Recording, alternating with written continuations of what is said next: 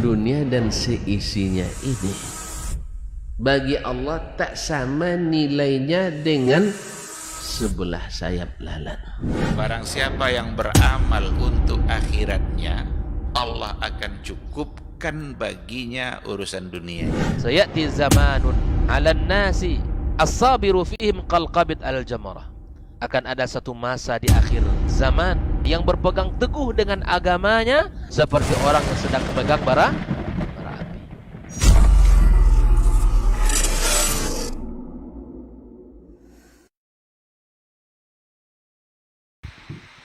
Baik.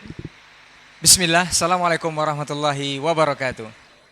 Alhamdulillahirabbil alamin wassalatu wassalamu ala asyrafil anbiya'i wal mursalin wa ala alihi wa ashabihi ajmain amma ba'd.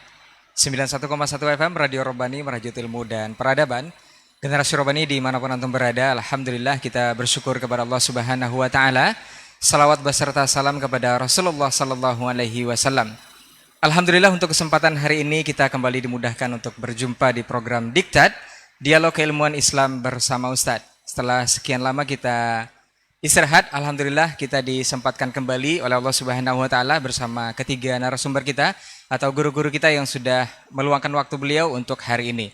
Kita akan membahas sebuah tema, berbicaralah tak menyesal di kemudian hari. Seperti apa dan bagaimana nanti tema kita akan dijabarkan oleh masing-masing guru kita insyaallah. Dan seperti biasa juga nanti antum bisa menyimak dari awal sampai akhir.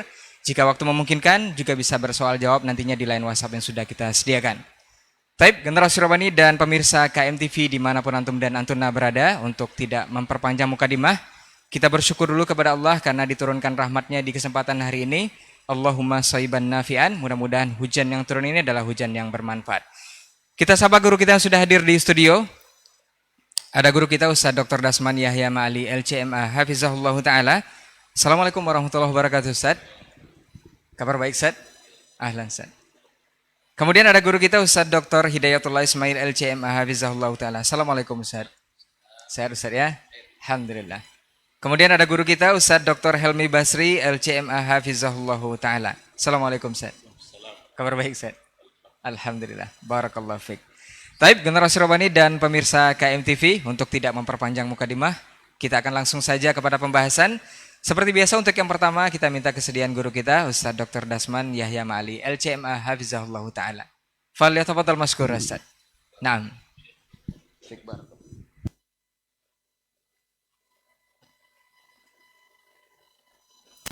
Bismillah. Assalamualaikum warahmatullahi wabarakatuh. Alhamdulillahi wa kafa. Thumma assalatu wassalamu ala abdihi alladhi istafa wa ala alihi wa ala ali baiti sadati syurafa wa ashabihi al-kiramin nubala ahli as-sidqi wal wafa wattabi'ina lahum bi ihsanin ila yaumil iqabi wal jaza. Amma ba'du, fa usi nafsi wa iyyakum bitaqwallahi haqqa taqwa wa muraqabatihi fis sirri wan najwa. Fa inna ajsadana 'ala an-nari la taqwa fatamassaku minal islami bil urwatil wuthqa wa tazawwadu fa inna khairaz zadi taqwa. Thumma amma ba'du,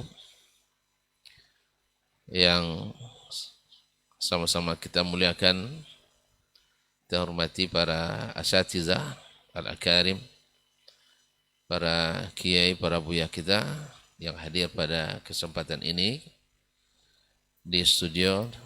Fadilatul Syekh Dr. Hidayatullah Ismail, ahlan wa sahlan, hafizakallah wa ra'ak. Wa fadilata al-ustaz Dr. Helmi Basri Ad-Dawudi, marhaban bikum, hafizakumullah wa ra'akum.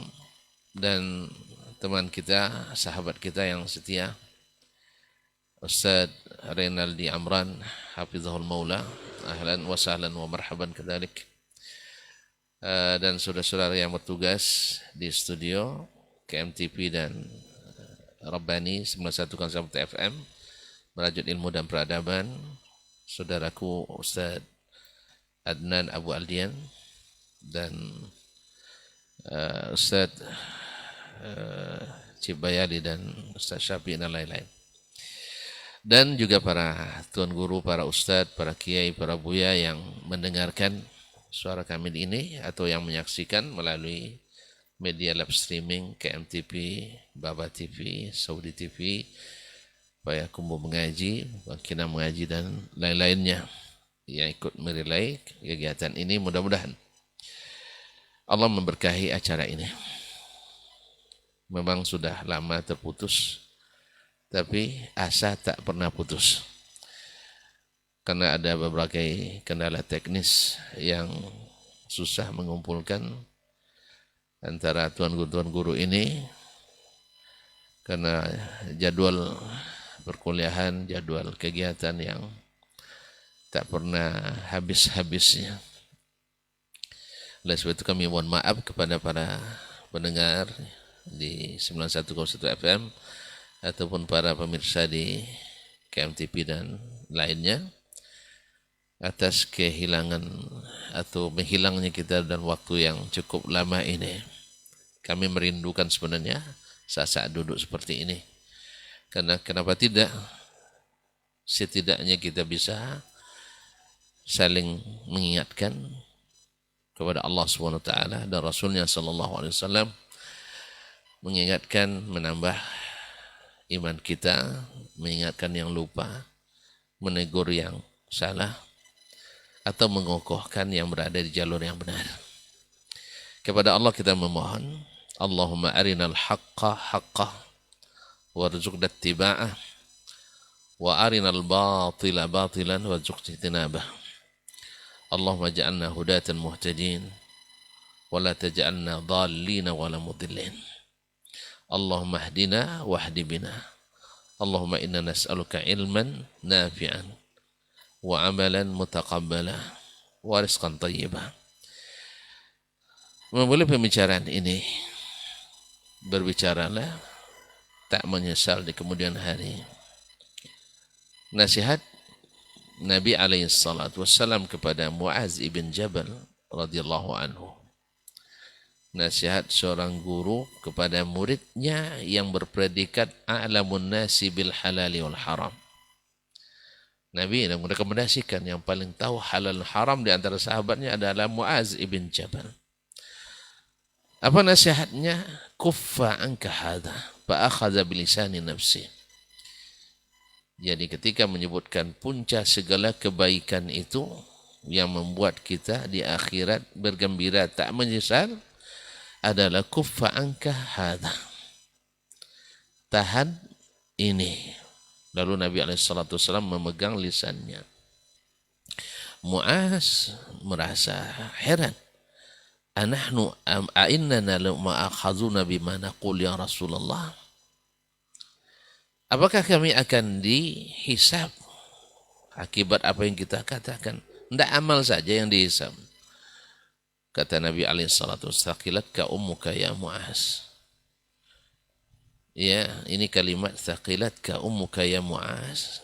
Ibumu kehilangan dirimu. Ini adalah apa istilahnya tawajjuh. Adalah ucapan kasihan Nabi SAW. Ya Muaz, kamu tidak tahu ma yaqubun nas bin nari ala manakhirihim illa hasaidu alsinatihim. Kamu tidak tahu bahwa tidaklah manusia dicerburkan ke dalam neraka jahanam kecuali akibat hasil dari panen usaha, panen lisan mereka. Artinya hasil dosa-dosa yang diakibatkan oleh lisan mereka. Oleh sebab itu ikhwani kaum muslimin, kaum muslimat yang dirahmati Allah, benarlah ketika Umar bin Abdul Aziz, seorang khalifah yang adil, kita berharap dan kita mengira dan yakin beliau adalah salah satu dari 7 manusia yang dapat menaungan Allah di akhirat nanti di padang mahsyar. Imamun adil. Rajulun zakarallah khaliyan fawadat ainah. rajulun tasaddaqa, semuanya hampir ada pada beliau. Ma'asyal kiram dirahmati Allah. Apa kata beliau? La an ukhfi'a fi an la ta'takallam ahabbu ilayya min an ukhti'a fi an atakallam. Oh, kama qala. Saya salah karena tidak bicara, lebih saya cintai daripada salah bila sudah berbicara. Ma'asyal kiram dirahmati Allah. Lebih baik diam walaupun dia itu salah.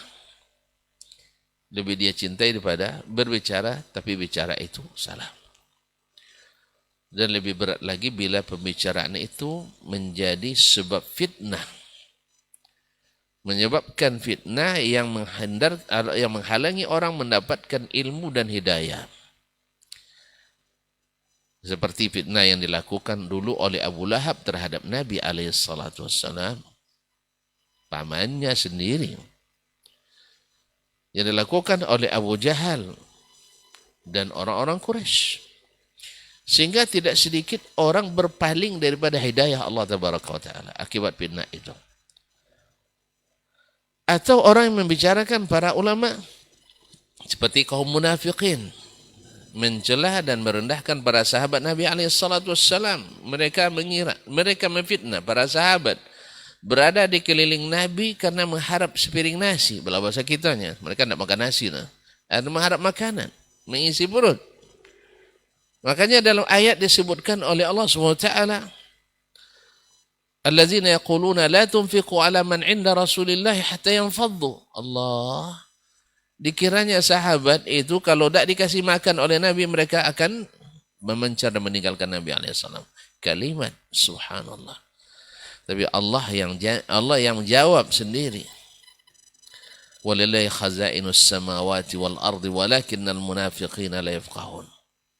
Allah yang memiliki khazain, perbendaan langit dan bumi, tapi orang munafik itu tak paham. Nah, silsilah rantaian fitnah-fitnah yang seperti ini terhadap para penyuruh kebaikan masih datang dari lisan-lisan orang yang tidak beruntung di dunia, tak beruntung di akhirat apalagi. Memfitnah orang-orang yang menyuruhkan kebaikan. Saya menyaksikan sebuah video dari seorang dokter dari Mesir. Mungkin namanya boleh aja disebut lah Ustaz ya. Dr. Yusri Jabr. Ini seorang sufi gulu yang sangat membenci Syekhul Islam Ibnu Taimiyah rahimahullah. Beliau mengatakan yulaqibunahu bi Syekhul Islam. Mereka menyebutnya Syekhul Islam, maksudnya menyebutnya Ahli Sunnah menyebut mereka sebagai Syekhul Islam. Lalu dia bilang, mau Syekhul Islam, bal huwa Syekhul Dalal. Dia adalah syekh kesesatan. Syekhul Bid'ah. Syekhnya ahli bid'ah. Masya Allah. Ternyata ahli bid'ah menyebut ahli sunnah ahli bid'ah. Ini kaji lama memang sebenarnya dulu. Dulu orang-orang Quraisy menentang Nabi, menyebut Nabi juga bawa ajaran sesat. Dulu Ahmad bin Abi Du'ad memfatwakan, karena dia Mahkamah Agung, ditandatangani 70 mahkamah tinggi, Masya Allah, pimpinan mahkamah tinggi, mengatakan Imam Ahmad dhalun mudhillun ahlul bid'ah, ahli bid'ah. Ternyata ahli bid'ah enggak tahu dia ahli bid'ah, walaupun dia pecinta bid'ah. Ya. Subhanallah kaum muslimin muslimat. Sejarah berulang, lakonannya berbeda dengan versi yang berbeda.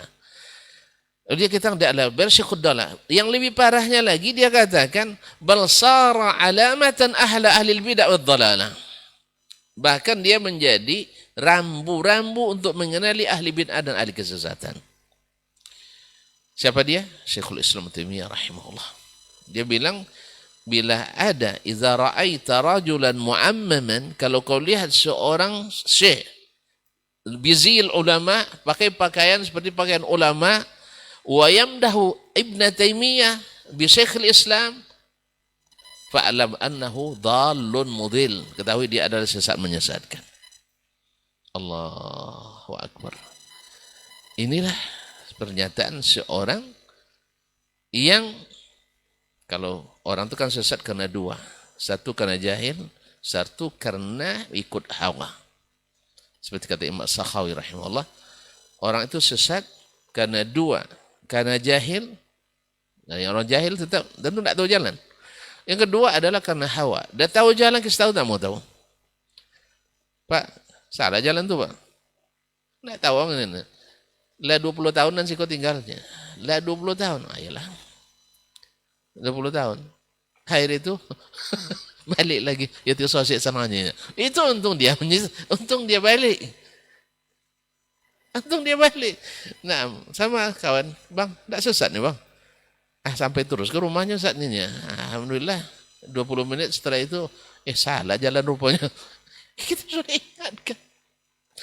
Memang orang sesat selalu dikatakan tidak tahu dia sesat. Kalau dia tahu sesat tak kata sesat. Yang kedua ikut hawa tadi. Pantang itu diingatkan. Nah, dia ini sebenarnya bukan pendatang baru dalam masalah ini. Ada semuanya, sejak zaman jahiliyah sudah ada. Ingat dulu ketika Syekhul Islam Ibnu Taimiyah rahimahullah. Ini subhanallah, ilmunya ini bukan orang alim biasa. Abqari min abaqir al-Islam. Yang Allah berikan kecerdasan yang di atas rata-rata. Dan subhanallah, kesaksian orang-orang yang bertemu dengannya, walaupun tidak setuju dengannya, seperti Ibnu Rif'ah misalnya, Al-Syafi'i, bertemu dengan Syekhul Islamiyah, dia katakan, ka'annal uluma kullaha baina yadayhi, baina ainaihi. Semua ilmu itu ada di depan matanya. Ya'khudhu minha kama yurid. Dia bisa ngambil kapan saja dan apa saja yang bisa diambil. Ini kesaksian para ulama. Nah, ada seorang ulama besar dari Syam kemudian hijrah ke Mesir, namanya Al-Ala Al-Bukhari Al-Hanafi. Alauddin Al-Bukhari Al-Hanafi. Dikelilingi oleh murid-murid. Ini kadang-kadang memang seorang alim itu kalau tidak muwafaq, diberikan murid-murid yang tukang namimah, adu-adu. Kalau tidak nengok syekhnya berbantah, tidak nyaman. Ya. Jadi suka sekali nengok syekhnya berkelahi itu. Maka dia nukilah fatwa-fatwa Syekhul Islam Ibnu Taimiyah kepada syekhnya Al-Ala Al-Bukhari. Mulai dia sibuk dengan menulis rudud terhadap Ibnu Taimiyah. Awalnya baru hanya sekedar menyalahkan pendapat Ibnu Taimiyah.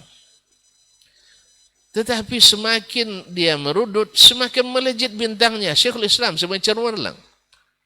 Sampai-sampai dia dengar Syekhul Islam oleh orang. Awalnya tidak begitu terkenal, semakin dikenali. Sama hari ini, banyak orang-orang yang membenci Syekh bin Baz Al-Albani rahimahullah. Lalu orang semakin penasaran. Ternyata yang membenci, yang merudut, tulisannya tentang hadis tidak menggambarkan seorang ahli hadis. Justru lebih tepat disebut ahli hadas. Akhirnya orang baca terangan Syekh Ibnu Taimiyah, Syekh Al-Albani rahimahullah, nampak napas hadis di dalamnya. Ma'asyal kiram dirahmati Allah SWT. Nah, tidak berujung sampai di situ. Akhirnya dia membid'ahkan Ibnu Taimiyah. Dia tulis bos, Ibnu Taimiyah adalah seorang ahli bid'ah. Tidak habis juga, semakin melejit, semakin sakit hatinya, dia kafirkan Ibnu Taimiyah. Subhanallah. Subhanallah. Sampai-sampai kaum muslimin dan muslimat yang para pendengar, para pemirsa yang saya muliakan, sampai-sampai dia bukan hanya mengafirkan Ibnu Taimiyah, sampai mengafirkan siapapun yang memuji Ibnu Taimiyah dengan sebutan Syekhul Islam. La ilaha illallah. Sampai begini, seorang ulama, tapi karena hawa. Dia tidak bosan untuk menjatuhkan Karena dia menganggapnya sebagai rival. Padahal andainya seseorang seperti Syafi'i nafasnya, seperti Malik nafasnya, seperti Ahmad nafasnya, saling mengangkat, saling memuji, saling menasihati, dan mau dinasihati, tidak jatuh nama Ahmad ketika, tidak jatuh nama Syafi'i ketika katakan, ya Ahmad antum a'lamu bil hadithi minna, fa idza sahal hadithu fa akhbiruna. Ya Ahmad, kalian lebih paham hadis daripada kami. Tidak jatuh Syafi'i. Demikian pula ketika Imam Malik, ya, atau Syafi'i menolak pendapat Imam Malik. Malik tidak langsung menghukum Syafi'i, kamu murtad misalnya. Kamu tidak ikut pendapat saya. Berarti ini murid yang murtad. Tidak. Apakah jatuh nama mereka? Alhamdulillah. Cemerlang semua nama-namanya. Bahkan ada yang mencoba, ulama besar di Madinah, ia mencoba untuk nak mengurangi popularitas Imam Malik. Mengurangi aja. Tapi akhirnya bintang dia yang redup sendiri. Dia ulama besar. Lebih senior dari Imam Malik. Tapi Malik tetap najm. Karena apa? Malik tidak membalas. Dia hanya mengatakan, maka lillah wa huwa baqin. Yang karena Allah akan kekal. Maka lillah wa huwa baqin. Nah ini kita kaum muslimin dan muslimat. Akhirnya ala al-Bukhari ini, Al-Hanafi, boleh katakan tidak dikenal kecuali oleh segelintir orang saja. Tapi Ibnu Taimiyah rahimahullah, sampai kata Ibnu Hajar ketika memberikan sambutan atau takris pengantar kitab yang ditulis oleh seseorang nanti tentang pembelaan Syekhul Islam Taimiyah rahimahullah, dia sebutkan, inna Syekhul Islam Ibnu Taimiyah laqad luqiba bi Syekhul Islami qadiman wa huwa al-ana Syekhul Islam ala al-isanati az-zakiyah. Dulu dia disebut di masanya Syekhul Islam. Walaupun Ibnu Hajar banyak tidak sepaham dengan Syekhul Islam Taimiyah, tapi ilmu tetap ilmu. Inilah bedanya ulama yang jujur memberikan komentar dengan ulama yang hasad. Lihat, Ibnu Hajar punya firasat. Hari ini Syekhul Islam diri lisan zakiyah, lisan-lisan yang bersih. Kalau lisan-lisan yang kotor tidak. Tapi lisan yang bersih tetap menyebutnya Syekhul Islam. Wa sawfa yabqa. Nah, ini kan mukjiz, karamah. Ya, karamah Ibnu Hajar, dia punya firasat. Wa sawfa yabqa Syekhul Islami ila yaumil qiyamati insyaallah. Dan dia akan tetap menjadi Syekhul Islam. Terjadi enggak? Ini firasat. Karena dia tahu orang ini jujur dalam berilmu, yang ini tidak. Syekhul Islam Taimiyah rahimahullah, yang membuat dia berani karena ikhlasnya pada Allah SWT. Dia di penjara tak berubah. Apapun yang dikatakan al-haq. Nah, ketika sampai pada dia mengafirkan orang yang mengatakan Ibnu Taimiyah sebagai Syekhul Islam. Ini mohon maaf Mas Syekh, tolong diingatkan waktu saya. Ini kalau udah cerita ini, apalagi cerita tentang ulama ini mengasihkan. Ya kaum muslimin, seperti kata Ibnu Sirin, iyyakum wa luhumal ulama. Jangan kalian makan daging-daging ulama. Fa inna luhumahum masmumah.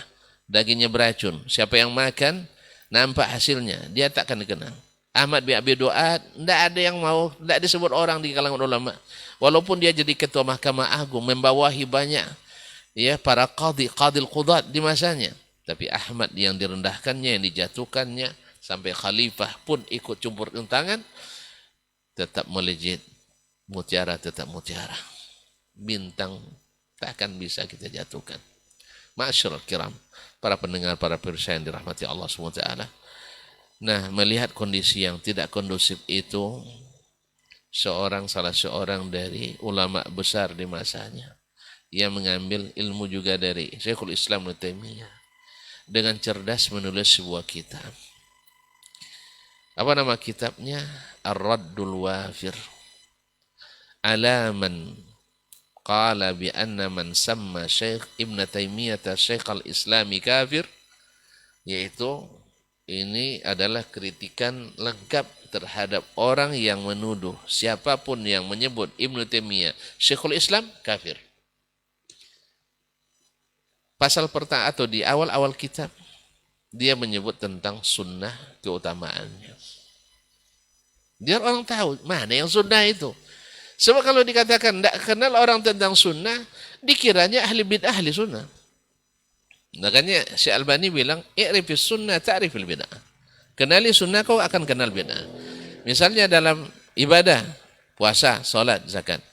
Kenali sunnah Nabi dalam masalah itu, antum akan tahu mana bid'ahnya nanti. Tapi kalau antum tidak tahu sunnah Nabi dalam masalah itu, tidak akan tahu bid'ah, tidak tahu sunnahnya.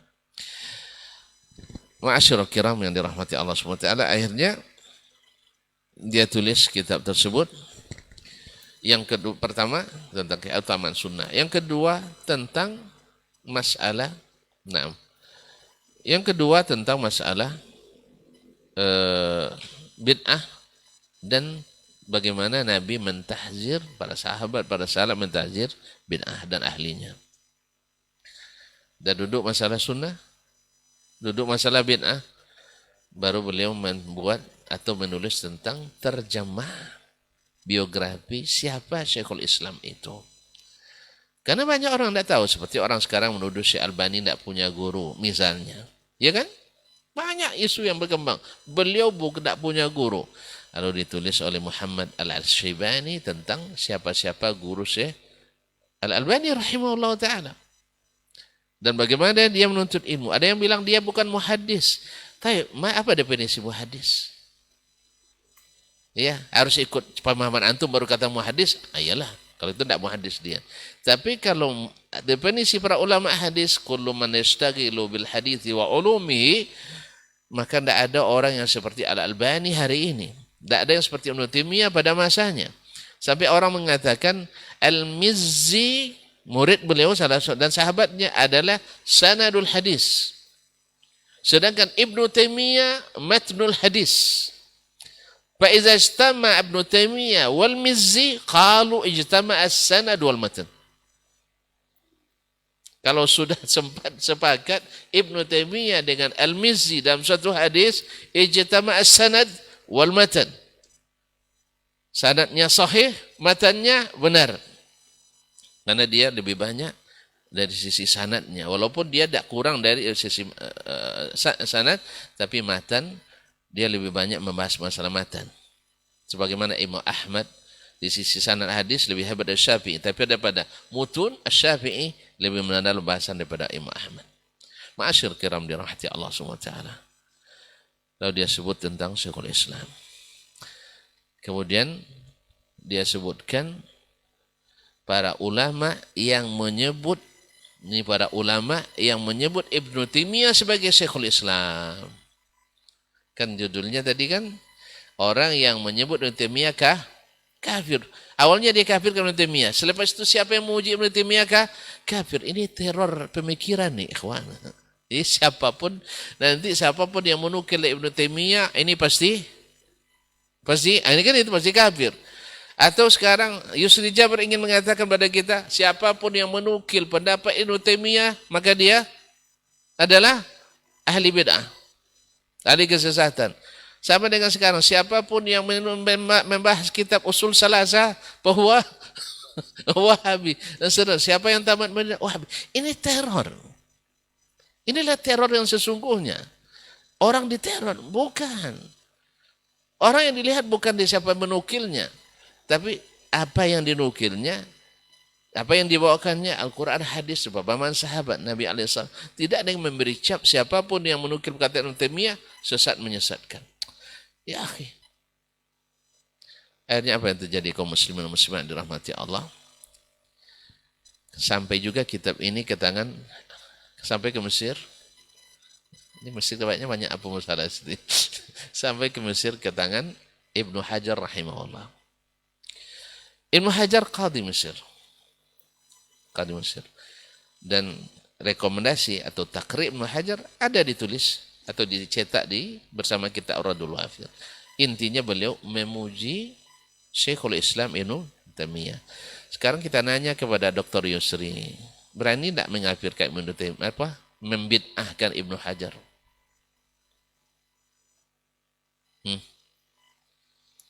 Ayo, bid'ahkan Ibnu Hajar. Atau At-Tarabulsi misalnya, Sahibul Musnad At-Tarabulsi. Coba bid'ahkan mereka. Yang mencari kebenaran akan segera istighfar dan taubat pada Allah SWT sebelum menyesal di kemudian hari. Dan buku itu sampai kepada yang hatinya sesak tadi, Al-Ala Al-Bukhari Al-Hanafi, Allah, lebih dari 80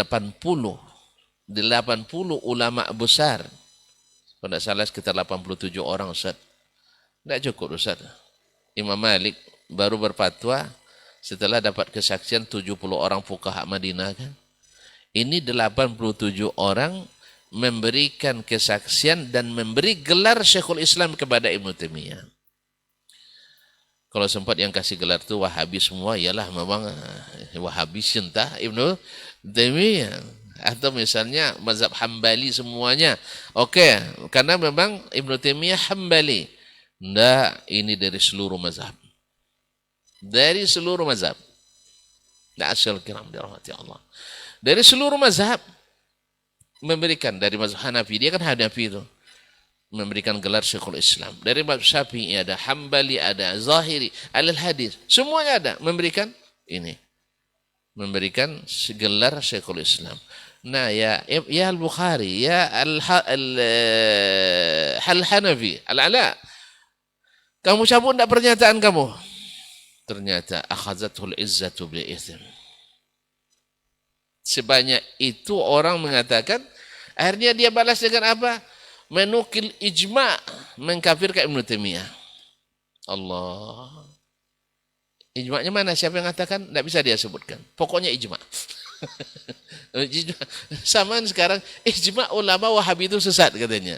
Ulama siapa-siapa? Nanti kalau ditunjukkan ternyata orang-orang sorban tinggi cuma tidak berilmu yang lurus. Allah musta'an. Kaum muslimin dan muslimat dan hati. Sampai di situ enggak. Akhirnya dia mengirim membuat laporan ke pemerintah. Karena dia qadhi di masa. Buat laporan ke pemerintah mengadukan Ibnu Taimiyah. Enggak, mengadukan penulis kitab Ar-Raddul Wafir. Coba, awak nulis kitab menyebutkan kebenaran tapi tidak disetujuinya, dilaporkan ke pemerintah. Nampaknya dari sejak zaman jahiliyah memang selalu, selalu mengadu, tidak habis hujah, ngadu ke sini, adu ke aparat, ngadu ke pemerintah, ngadu ke khalifah, ngadu ke amir, ngadu ke presiden, ngadu ke gubernur, ngadu semuanya. Ini metode lama memang, cara-cara orang kehabisan hujah. Subhanallah. Tapi untung khalifahnya cerdas. Seperti yang pernah juga kita alami, Ustaz. Hati-hati nanti ini bahaya nih katanya. Ketepatnya di situ orang yang pernah jadi camat kan. Nanti saya akan ini kan. Sempat seperti yang kalian katakan, saya akan stop ceramahnya. Tapi alhamdulillah, saya pun tidak tahu apa-apa tentang itu. Setelah selesai ceramah, dia pula yang menunjukkan luar biasa. Tidak seperti yang disangkakan, Ustaz. Tidak seperti yang disangkakan. Untuk saya tidak tahu. Kalau tidak tahu, gemetar juga ceramahnya. Nah, alhamdulillah saya ceramah sesuai yang direncanakan. Tapi dia katakan, alhamdulillah. Ternyata semua itu fitnah. Nah, ini tidak menerima. Tentu khalifahnya tidak terprovokasi oleh ini. Nah, kita perlu ulama-ulama, pemerintah-pemerintah yang seperti ini. Tidak langsung menerima masukan, pembusukan. Karena memang tidak termasuk adab, kata Ibnul Muqaffa dalam Al-Adabul Kabir. Abdul Muqaffa mengatakan laisa minal adab, tidak termasuk beradab, an tazkura khasmaka bisu'in indazi sultan, engkau menyebut keburukan lawanmu di depan orang yang berkuasa. Tidak adab itu. Makanya ahli bidah itu tidak menjaga adab memang, tidak akan pernah menjaga adab, karena mereka kehabisan hujjah. Sedangkan sebaliknya Ibnu Taimiyah rahimahullah, ketika orang yang memasukkan dia ke penjara 2 kali, Al-Bakri, ketika dia wafat, muridnya lari terengah-engah memberikan berita gembira. Menurut muridnya, bahwa si Fulan dah, kalau bahasa kampung saya dah bungkang dia katanya kan. Kan gembira dah, masuklah murid biasanya lah ya, semangat dia. Kata Ibnu Taimiyah, wayhak, kasihan kamu, wayhak, kenapa kamu katakan begitu? Kamu gembira saudaramu mati dalam keadaan sesat. Nah, boleh kita gembira dia mati dalam keadaan sesat. Begitulah Syekhul Islam Taimiyah rahimahullah. Akhirnya dia datang ke rumah orang itu. Belum lagi ada yang melayat, dia yang pertama sampai. Ini yang kita tidak bisa nih Ustaz. Ngaku-ngaku elok perangai ini Ustaz. Tapi di bab ini kita jauh ketinggalan. Dia yang pertama sampai, dia bawakan kebutuhan orang itu, dan dia ikrarkan. Walaupun dia sebenarnya bukan orang yang berharta banyak. Tapi dia ikrarkan keberanian tadi, menanggung tanggung jawab. Sejak saat ini, anggap saya sebagai ayah kalian. Anggap saya sebagai apapun yang kalian butuhkan, beritahukan ke saya. Padahal ini musuh bebuyutannya.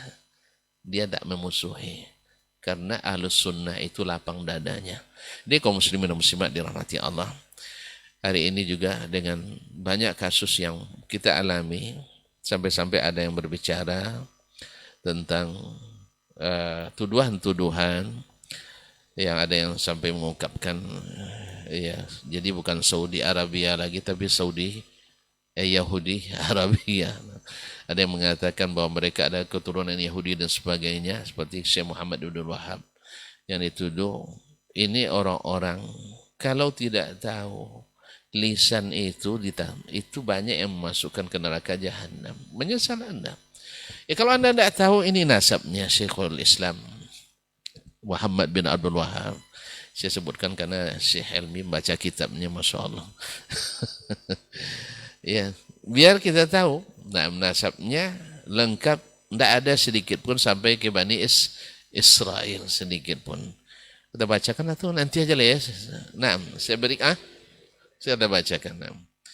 Beliau Syekh Muhammad bin Abdul Wahab al-mazlum al-muftara alaih adalah huwa Syekh Abul Hasan Muhammad bin Abdul Wahab ibn Sulaiman ibn Ali ibn Muhammad ibn Ahmad ibn Rashid ibn Buraid ibn Muhammad ibn Musharraf ibn Umar ibn Mi'taq ibn Rais ibn Zakhir ibn Muhammad ibn Alawi ibn Wahib ibn Qasim ibn Musa ibn Mas'ud ibn Uqbah ibn Syafi' ibn Nahshal ibn Shaddad ibn Zuhair ibn Shihab ibn Rabi'ah ibn Abi subhanallah Abi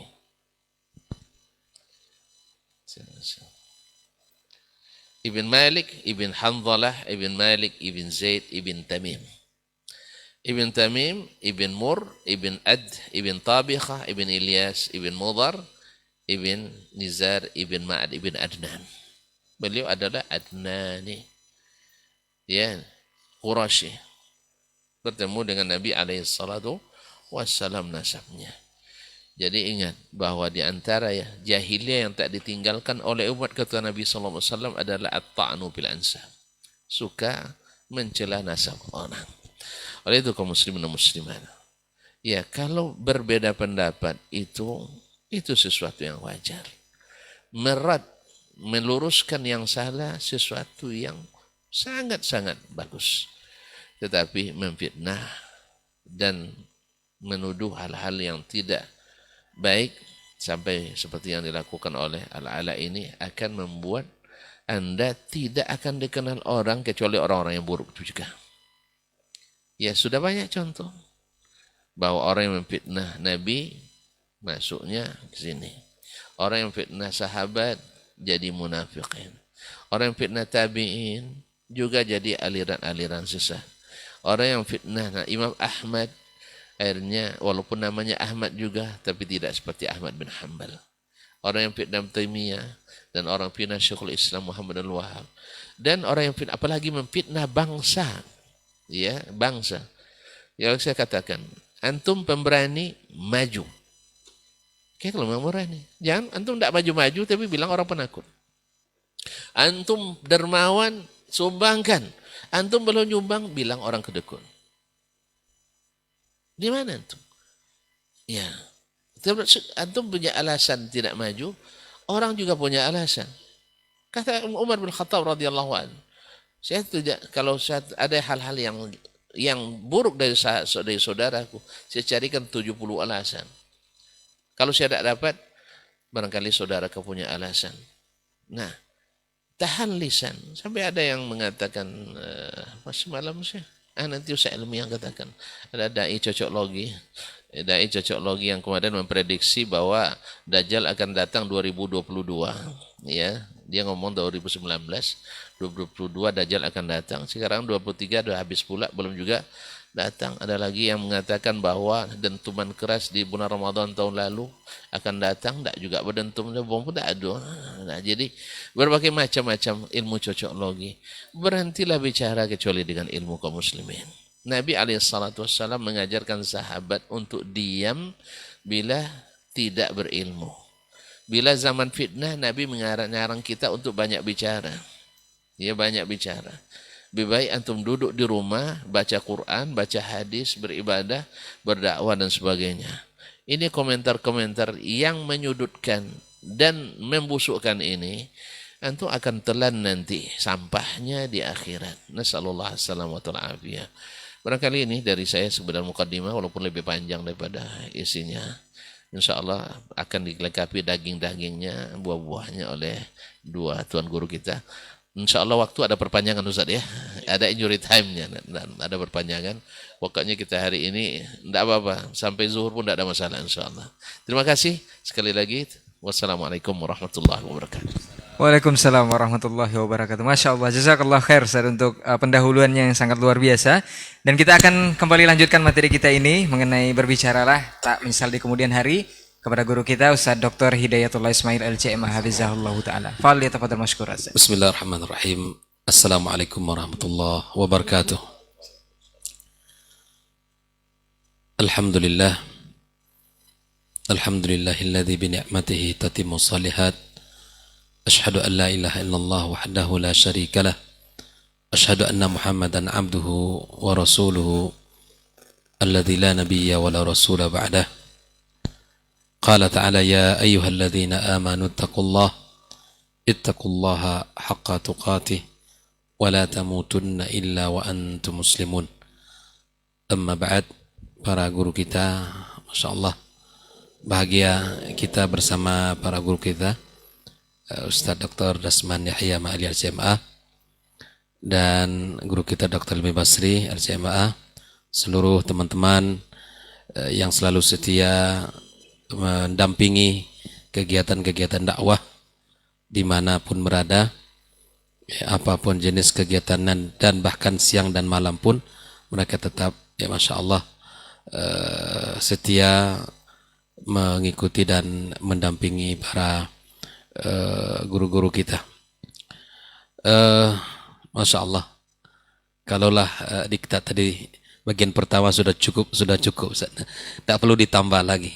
Karena kalau sudah penuh itu ditambah malah nggak jadi, tumpah dia kan. Yang seharusnya sudah dapat poin-poinnya, nanti kalau dikacau lagi jadi tak dapat. Tapi ini amanah yang diberikan, maka insya Allah kami akan berusaha untuk menyampaikan.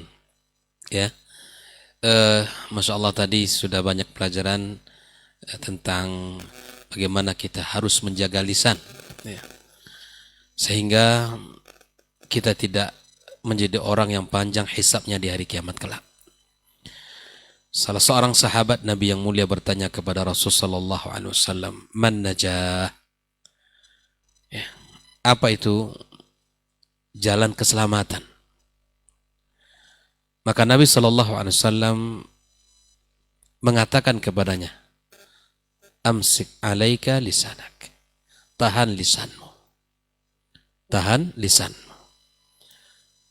Maka ikhwah fillah rahimakumullah, perkara lisan adalah perkara yang besar, perkara yang agung dalam syariat Islam, sehingga Nabi SAW banyak kita dapatkan di dalam catatan-catatan bahwa Nabi berpesan kepada umat, kepada pengikutnya untuk senantiasa memperhatikan lisan, untuk senantiasa memperhatikan lisan. Dengan berbagai redaksi hadis Nabi SAW, dengan berbagai kesempatan Nabi memberikan nasihat. Bahkan Nabi sampai mengatakan, "May yadman lima baina lihyaihi wa baina fakhidaihi adman lahul jannah." Yang menjamin ya lisannya, yang menjaga lisannya, yang menjaga kehormatannya, maka aku jaga baginya, aku jamin baginya surga. Sampai Nabi SAW menjamin bagi siapapun di antara ya umat beliau yang bisa menjaga lisannya, maka maka Nabi SAW berikan jaminan surga untuknya. Ikhwafillah rahimakumullah, kita mendapatkan sebuah hadis Nabi SAW di mana kita adalah orang-orang beriman, di mana tidak akan masuk surga kecuali orang-orang beriman. Saya teringat dengan sebuah kisah di mana Rasulullah SAW saat ketika kota Mekah selesai ditaklukkan, kemudian Nabi SAW berpesan kepada para sahabat, kepada Ali dan kepada Abu Hurairah radhiyallahu taala anhu untuk menyampaikan pesan la yadkhulul jannata illal mu'min, bahwa tidak masuk surga kecuali orang beriman. Abu Hurairah yang mengatakan bahwa saya termasuk orang yang diutus untuk mensyiarkan kalimat ini, menyebarkan kalimat ini, hatta sahila sauti, sampai suara saya ya hilang, kata Abu Hurairah, bahwa mengatakan la yadkhulul jannata illal mu'min, tidak masuk surga kecuali orang beriman. Di hari-hari tasyrik Nabi SAW juga mengatakan untuk mensyiarkan bahwa tidak masuk surga kecuali orang beriman. Maka ikhwafillah rahimakumullah, ini adalah kabar gembira dari baginda kita sallallahu alaihi wasallam. Ini sebuah kalimat yang membuat kita bahagia. Mudah-mudahan kita termasuk orang-orang yang selalu dalam keimanan dan mati dalam keimanan. Maka kemudian orang-orang beriman tentunya memiliki sifat-sifat, memiliki ciri-ciri yang harus dijaga. Ya. Orang muslim memiliki sifat, orang beriman memiliki sifat. Maka di antara ya semangat para sahabat bertanya kepada Nabi kita sallallahu alaihi wasallam, sampai Nabi ditanya, ayyul muslimin afdal, muslim yang mana yang baik itu? Nabi sallallahu alaihi wasallam mengatakan, huwa al-muslim man salimal muslimuna min lisanihi wa yadihi. Yaitu muslim yang mana orang lain, muslim lain terselamatkan dari lisannya, dari mulutnya. Kalau orang Indonesia sering mengatakan mulutmu harimaumu, bahaya sekali. Jangan menjadikan lisan kita ini akan menjadi berat bagi kita hisab nanti di hari kiamat kelak. Apalagi bicara terhadap para ulama, bicara tentang ahli ilmu yang kita rendahkan, yang kita caci maki, dan bahkan ada mengatakan bahwa seluruh fatwa-fatwa yang disebutkan oleh para ulama, misalnya di Arab Saudi, tidak ada satupun fatwa yang menguntungkan Palestina, seterusnya, ikhwafillah. Ataupun sering mengatakan tentang merendahkan, misalnya mendapatkan satu hadis Nabi SAW yang itu merupakan ciri-ciri orang khawarij, ya. Lalu kemudian hadis ini disampaikan di hadapan orang-orang awam dan disematkan kepada mereka yang disebut dengan as-salaf. Ya kawan, ini adalah sesuatu yang harus kita jaga dari lisan kita. Nabi SAW mengatakan, man kana yu'minu billah wal yaumil akhir falyakul khairan aw liyasmut. Inilah panduan kehidupan kita. Ini adalah panduan kehidupan kita. Kalau kita tidak tahu banyak dalam bab yang sudah banyak orang mewakili kita, apalagi dalam bab tertentu yang mereka lebih banyak pengalaman dan ilmu dari kita, sudah cukup. Tidak semua harus kita komentari, tidak semua harus kita Kita bicara karena mulutmu harimaumu. Apalagi goncang-gancing Masya Allah tentang negara-negara Islam. Kenapa tidak ikut mengirim pasukan militer mereka? Kenapa hanya diplomasi-diplomasi? Dan kenapa hanya bantuan-bantuan? Yang dalam hal ini yang sering tertuduh itu negara Arab Saudi. Yang paling tertuju padanya. Kenapa Arab Saudi tidak mengirim militernya dan seterusnya? Wa fillah rahimakumullah. Ada bab-bab di mana kita bisa bicara, tapi kemudian ada bab di mana kita tidak ahlinya. Bicara tentang militer, kita bukan ahli militer. Bicara tentang ekonomi, kita bukan ahlinya. Kita bicara tentang politik, kita bukan ahlinya, dan seterusnya. Maka jika ada orang yang sudah di bidangnya, ahli di bidangnya, sudah serahkan sama dia. Maka ikhwafillah rahimakumullah, saya akan coba membawakan sebuah kisah dari kehidupan para salaf. Bagaimana mereka di dalam menjaga lisan. Ya. Kalau bicara fikih tentu boleh. Di saat Imam Ahmad Ibn Hanbal saat sakit, beliau kemudian sedikit mengeluarkan suara karena sakit yang ia derita. Lalu tiba-tiba sahabat beliau mengatakan, menasihati sahabatnya. Wahai Imam Ahmad, jangan-jangan kalimat ini pun akan Allah minta pertanggungjawaban kepada kita. Bayangkan, orang sakit, meraung atau merintih, bagaimana para salaf melihat jangan-jangan kalimat ini pun akan Allah minta pertanggungjawaban di hari kiamat kelak. Kalau sisi fikih masih boleh, ya Ustaz ya. Kalau orang sakit berhenti pun sah-sah saja.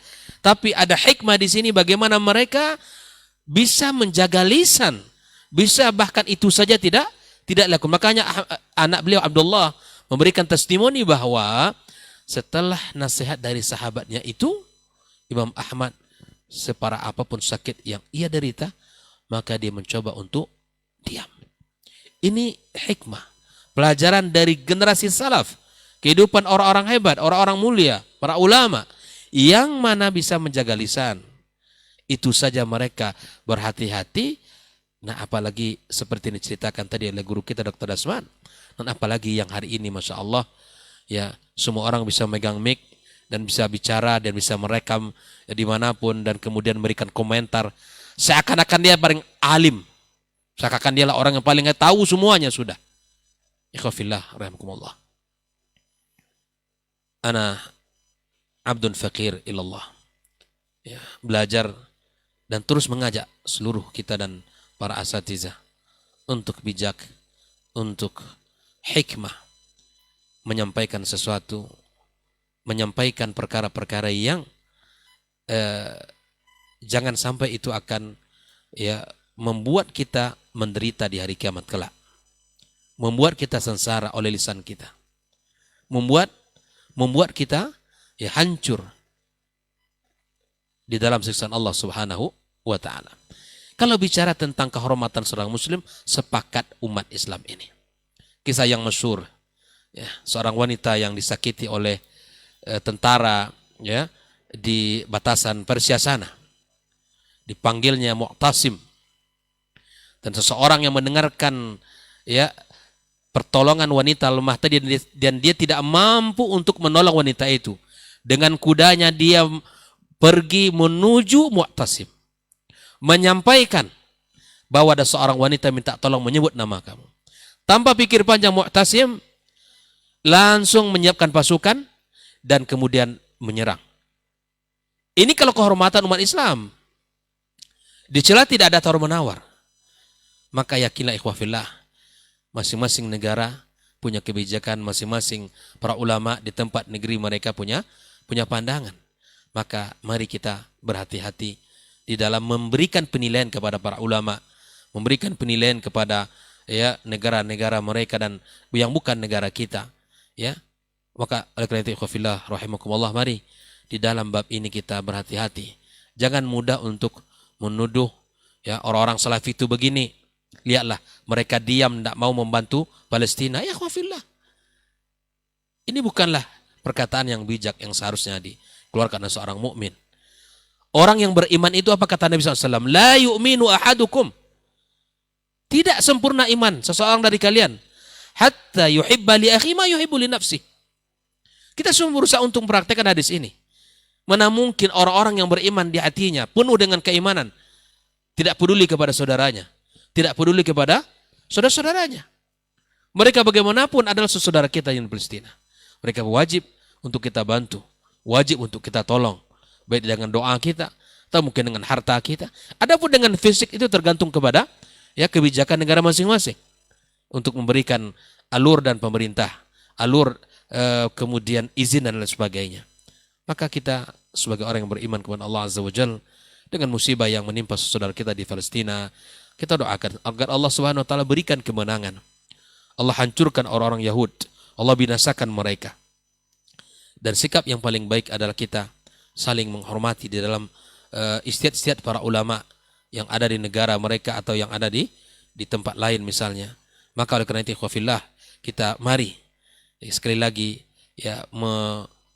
melihat kepada diri kita sejauh mana lisan kita ini melukai saudara kita. Jangan sampai, apalagi para ulama yang kita rendahkan, apalagi para orang-orang alim rabbani yang kita cela dan kemudian kita hinakan. Maka Nabi SAW menyebutkan bahwa ini bab yang paling besar. Bahkan dagingnya para ulama itu seperti yang disampaikan adalah racun. Tidak boleh orang yang menghina para ulama maka kontan. Karena Allah berikan kepada mereka, karena Allah berikan kepada mereka pelajaran. Maka ikhwafillah rahmakumullah, mari sama-sama kita berusaha menjaga lisan agar ini tidak menjadi lubang neraka nanti di hari kiamat kelak, dan agar menjadi orang-orang yang selamat di dunia, selamat di akhirat, dan tidak membawa beban dosa yang banyak. Semoga orang-orang yang dihisab Allah dengan hisab yang ringan. Bukan kita berharap kepada Allah Subhanahu wa taala kita masuk kepada surga dalam 70.000 golongan tanpa hisab dan diazab terlebih dahulu oleh Allah Subhanahu wa taala. Wallahu taala alam. Barangkali ini sebagai bagian musyarakah yang bisa saya sampaikan. Mudah-mudahan Allah Subhanahu wa taala berkahi. Allah jadikan kita termasuk orang-orang yang menjaga lisan, min husni islamil mar'i tarkuhu ma la ya'ni. Baiknya Islam seseorang di mana mampu meninggalkan sesuatu yang tidak bermanfaat bagi agamanya, bagi dirinya dan bagi dunianya. Cerdaslah kita menilai, cerdaslah kita bicara sehingga tidak menjadi penyebab buruk bagi kita di hari kiamat kelak. Wallahu taala alam. Wa sallallahu ala nabiyyina Muhammadin wa ala alihi wa sahbihi wa sallam. Wa subhanakallahumma bihamdik asyhadu an la ilaha illa anta astaghfiruka wa atubu ilaik. Wassalamualaikum warahmatullahi wabarakatuh. Waalaikumsalam warahmatullahi wabarakatuh. Taib, barakallahu fikum, jazakumullah khairan Ustaz untuk lanjutan materi kita di kesempatan hari ini. Dan berikutnya kita akan dengarkan kembali penyempurnaan dari guru kita Ustaz Dr. Helmi Basri LCMA Hafizahullah Ta'ala. Falyatafaddal mashkur Ustaz. Bismillahirrahmanirrahim. Assalamualaikum warahmatullahi wabarakatuh. Alhamdulillahirabbil alamin wal aqibatu lil muttaqin wala udwana illa 'alal zalimin. Asyhadu an la ilaha illallah wahdahu la syarikalah wa asyhadu anna Muhammadan abduhu wa rasuluhu la nabiyya wa la rasula ba'da. Yang sama-sama kita muliakan guru-guru kita, Dr. Dasman, Dr. Hidayatullah. Semoga Allah selalu memberikan kesehatan dan menjaga mereka berdua. Saudara Ray yang selalu hadir, Saudara Adnan yang setia dengan alat-alatnya untuk menyiarkan kegiatan kita ini biar menyebar lebih luas. Pantas kita untuk bersyukur kepada Allah Subhanahu wa taala pada pagi ini bisa kembali melakukan atau melaksanakan acara diktat yang sudah cukup lama kita tidak hadir. Tapi alhamdulillah pagi ini dimudahkan oleh Allah Subhanahu wa taala. Mudah-mudahan tetap bisa memberikan manfaat dan selang-selingnya diktat mudah-mudahan tidak mengurangi semangat kita untuk tetap berbagi. Berselawat dan bersalam kita kepada Rasulullah sallallahu alaihi wasallam. Allahumma salli ala Muhammad wa ala ali Muhammad. Mudah-mudahan kita semakin mencintainya, mudah-mudahan kita selalu dimudahkan oleh Allah Subhanahu wa taala untuk membuktikan cinta kita kepada beliau, karena tidak ada satu ibadah pun yang bisa kita lakukan kecuali kalau Allah memang memberikan kemudahan dalam melaksanakannya. Mudah-mudahan di hari mahsyar insya Allah semua kita pantas dan layak untuk mendapatkan syafaat dari beliau. Amin, amin ya rabbal alamin. Baik, ikhwati fillah, para pendengar, para pemirsa, dimanapun berada, pagi ini kita mengangkat sebuah tema yang sangat urgen untuk kita bahas. Tujuan kita tentu saja hanyalah untuk mengingatkan kita bersama, menyadarkan kita bersama, agar kita tidak bermudah-mudah di dalam mengucapkan sesuatu yang terkadang pada akhirnya kita menyesali apa yang telah dikatakan. Karena memang Rasul pun berpesan, seperti yang dikatakan oleh guru kita tadi, la tatakallam bikalamin ta'taziru minhu gadan. Itu sari'u kama qala Rasulullah sallallahu alaihi wasallam. Janganlah kamu mengucapkan sebuah kata, ungkapan yang pada akhirnya nanti kamu meminta maaf. Iya, kalau kita sanggup untuk minta maaf, tapi kalau tidak, berarti itu akan menjadi kesalahan yang menyebar, dan selagi dia menyebar, maka yang mengucapkan akan mendapatkan dosanya.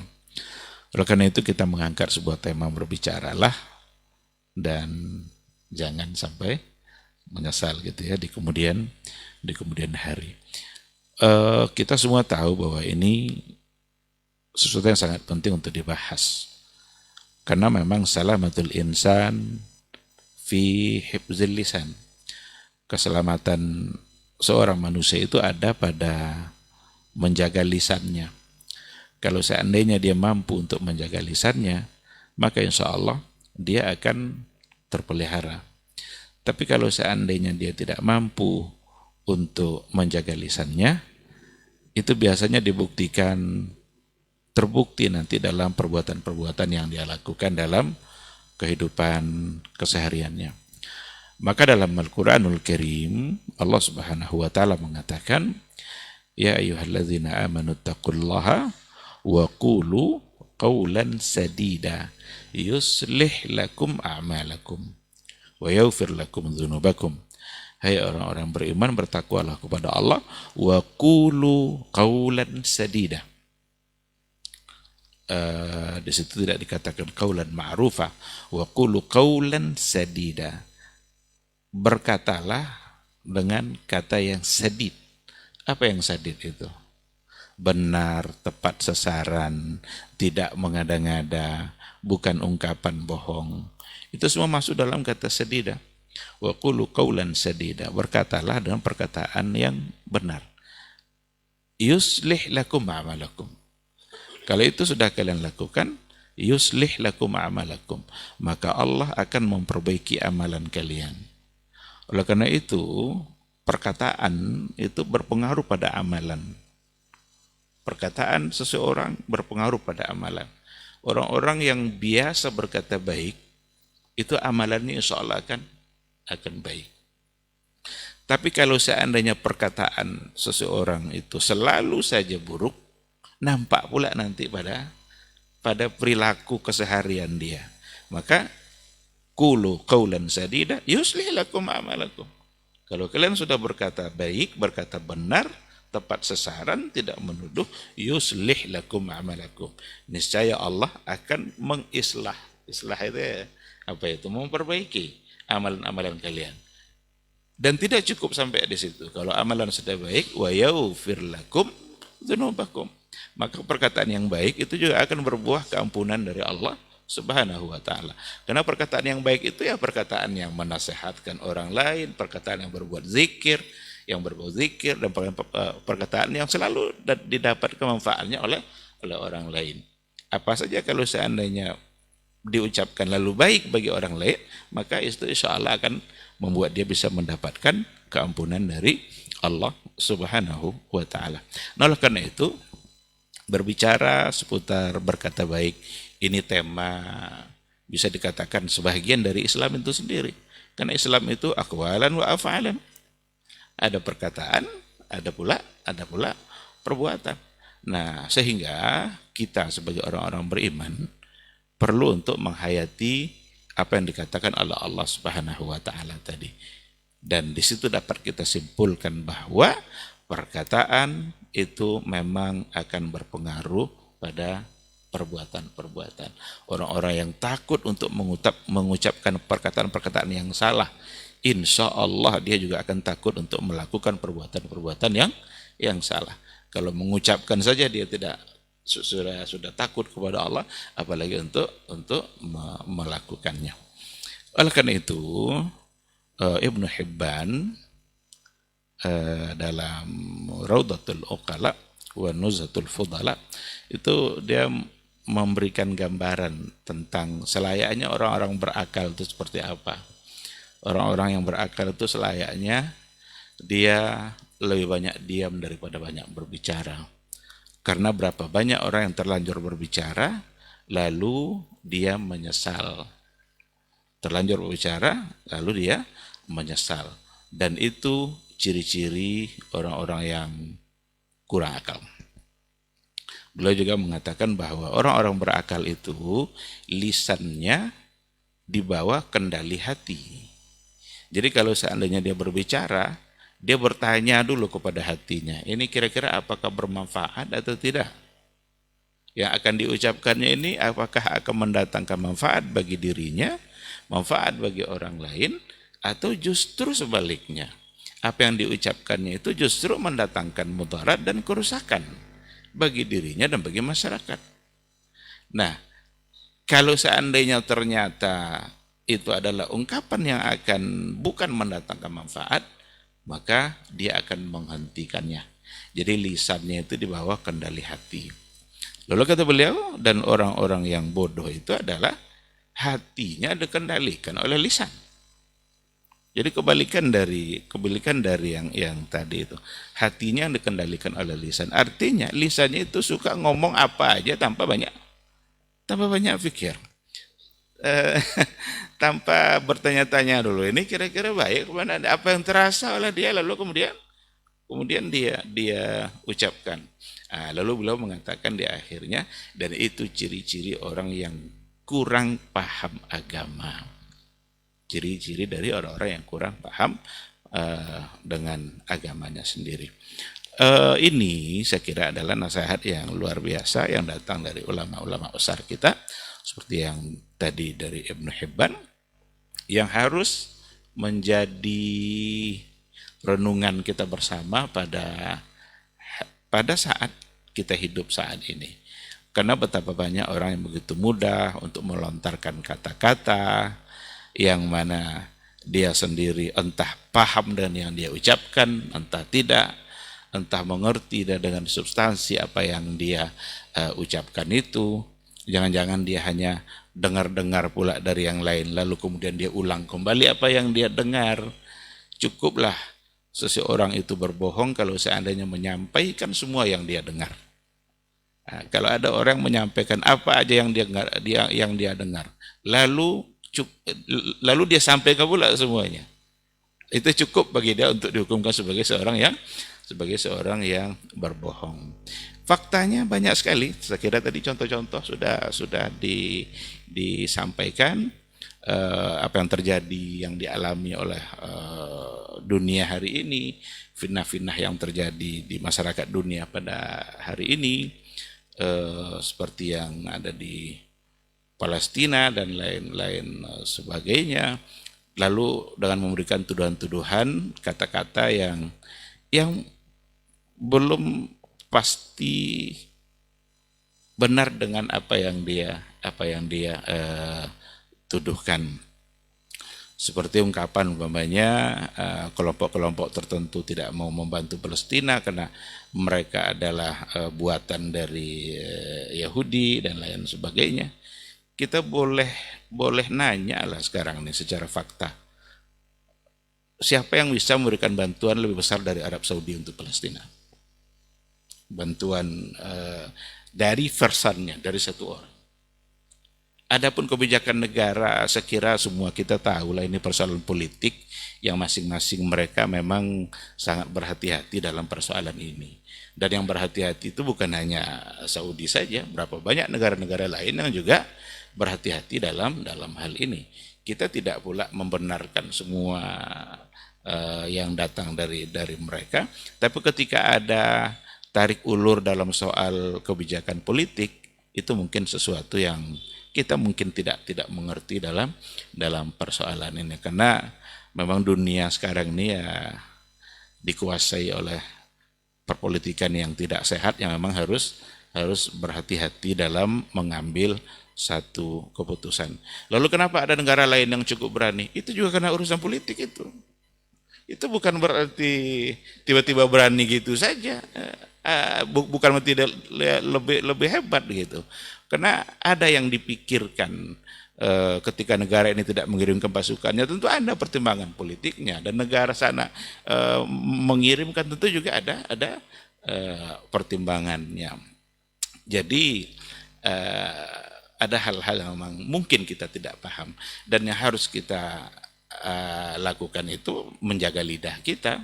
Jangan kita cepat-cepat menuduh begini, padahal jangan-jangan yang kita tuduhkan itu ternyata tidak seperti itu, dan pada akhirnya nanti kita akan menyesal. Begitu juga tuduhan-tuduhan terhadap saksi ya, terhadap person, individu, para ulama tertentu yang tadi sudah dicontohkan, baik secara individu atau kelompok, dengan berbagai macam tuduhan-tuduhan yang juga terbukti itu tidak betul gitu.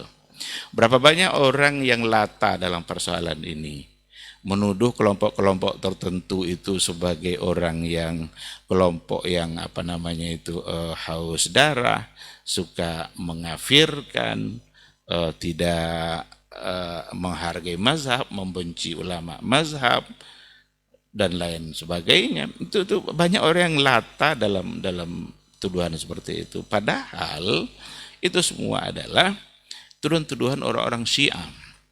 Saya sudah sering ulang-ulang ini, cuma memang sulit orang untuk menerima hal-hal yang seperti ini. Orang-orang Syiah begitu gencarnya dia untuk menuduh dakwahnya Syekh Muhammad bin Abdul Wahab yang mereka gelar dengan Wahabi, karena mereka tidak bisa lagi untuk melawannya kecuali dengan tuduhan. Dan dakwah salaf itu memang dakwah yang akan membongkar semua kebobrokan orang-orang Syiah. Kenapa demikian? Karena slogan mereka adalah kembali kepada Al-Quran dan Sunnah. Sedangkan orang-orang Syiah adalah orang-orang yang kelompok yang mengobok-obok sunnah. Orang Syiah itu mengobok-obok sunnah Rasul. Mereka punya sunnah sendiri, mereka punya definisi, bahkan definisi sunnah pun mereka punya, yang berbeda dengan definisi ahlus sunnah itu sendiri. Mereka punya definisi, di mana kata mereka yang disebut dengan sunnah itu ma'udhifa ila al-ma'sum, sesuatu yang disandarkan kepada maksum, min maksum, dari yang maksum juga. Jadi sunnah itu masih silsilah sanadnya itu dari imam-imam mereka sampai pada Ali, sampai pada Rasul. Kalau seandainya ada di antara hadis yang sanadnya tidak berakhir pada Ali lalu kepada Nabi, berarti bagi mereka itu bukanlah sunnah, dan itu tidak bisa dipakai. Oleh karena itu orang-orang Syiah itu bagi mereka Sahih Bukhari, Muslim itu tidak ada apa-apanya, tidak ada artinya, kecuali jika riwayat itu nanti datang dari Ali. Nah, jadi ketika slogannya kembali kepada Quran Sunnah, itu akan membongkar keburukan mereka semua. Kita bicara Rafidah ini, Syiah Rafidah. Syiah yang memang mengkafirkan para sahabat, mengkafirkan Abu Bakar, Umar, Utsman. Karena kata mereka itu adalah orang-orang perampas kekhalifahan semua, haus kekuasaan, yang berhak jadi khalifah adalah Ali tapi dirampas oleh mereka bertiga. Dan mereka punya riwayat yang memang nggak bisa dibenarkan oleh akal. Jangan kan dibenarkan oleh ahli hadis, nggak bisa dibenarkan oleh akal yang sehat. Nah, padahal mereka adalah mengaku-ngaku cinta Ahlul Bait, kan seperti itu. Nah, dikarenakan oleh slogannya dakwah salaf itu membongkar keburukan mereka, karena harus kembali kepada sunnah, padahal mereka mengobok-obok sunnah, maka disitulah mereka melontarkan berbagai macam bentuk tuduhan. Ini haus darah, ini suka mengafirkan, ini benci mazhab. Yang benci mazhab itu mereka. Karena kata mereka yang benar itu cuma Syiah. Kan berarti dia benci sama yang lain kan. Yang suka mengafirkan itu justru mereka. Jangankan kita, orang sahabat aja dikafirkannya. Apalagi orang-orang Islam, orang-orang biasa. Sahabat Umar coba, Abu Bakar mau dikafirkan. Karena ada dalam riwayat mereka itu, irtad dan nasu ba'da wafati Muhammad illa thalatha au khamsa. Murtad setelah wafatnya Nabi itu semua sahabat kecuali 3 atau 5 saja. Mikdad, Ammar bin Yasir, Abu Zar al-Ghifari. Yang lain irtad dan nas. Manusia murtad. Kalau sudah seperti itu, lalu siapa sebenarnya yang suka mengafirkan? Jadi tuduhan-tuduhan tadi itu, ini lisan harus berhati-hati. Berapa banyak sekarang itu orang-orang, bahkan mereka juga bagian dari kafilah dai, dia ikut berdakwah, cuma karena dia benci juga sama dakwah-dakwah salaf yang selama ini dia mendengarkan tuduhan-tuduhan, dia ikut pula untuk menuduh. Cuma sayangnya mereka itu latah dalam menuduh karena mereka mengulang-ulang tuduhan yang dilakukan oleh orang-orang Syiah. Padahal itu semua sangat tidak terbukti. Kalau seandainya memang dakwah salaf itu suka mengafirkan, siapa orang yang sudah dikafirkan? Sudah berapa orang kira-kira yang sudah masuk dalam kategori kafir gitu kan? Benci mazhab. Siapa yang membenci mazhab? Justru dakwah salaf adalah dakwah yang menghargai semua mazhab, karena mereka bisa berada dalam mazhab mana saja asalkan itu yang mendekati kepada kebenaran, asalkan itu yang memang punya alasan dan dalil yang lebih kuat. Oleh karena itu, ikhwati fillah, para pemirsa yang dimuliakan Allah, mari kita jaga lisan kita. Saya ingin menganalogikan lisan ini dengan tulisan. Karena ada dalam kaidah fikih bunyinya begini, al-kitabatu kal khitabah. Al-kitabatu kal khitabah. Tulisan itu sama dengan lisan. Jadi apa yang kita tulis itu sesungguhnya sama dengan lisan. Itu kaidah fikih. Kalau umpamanya kita masuk ke satu tempat, ada tertulis di situ, kawasan wajib pakai busana Islami. Itu tulisan. Tulisan itu sama artinya dengan ada di situ orang yang tegak sambil ngomong, kalian wajib pakai. Itu. Jadi al-kitabah kal khitabah. Apa yang ingin saya analogikan? Bahwa ketika kita bicara jaga lisan, maka sama ajakan itu untuk jaga tulisan. Karena sekarang betapa mudah orang menulis di media sosial, di grup-grup WA-nya, atau di lembaran-lembaran Facebooknya, dia menulis sesuatu, dan itu sama dengan ucapan dia. Yang ternyata yang ditulisnya itu adalah sesuatu yang juga berupa tuduhan-tuduhan. Dan sama artinya itu dengan dia mengucapkan itu. Seperti yang tadi itu juga menuduh ulama ini begini, menuduh kelompok ini begini, menuduh sepulan begini, menuduh begini. Atau mengomentari sesuatu. Ada video yang disebarkan, dia tidak mengomentari isi video itu. Kalau memang dia punya ilmunya dalam persoalan itu, sampaikan dalam komentar itu ilmunya tentang itu. Ini enggak, ilmu yang dibahas di video itu tidak disinggung-singgung sedikit pun. Yang ditulis hanya apa?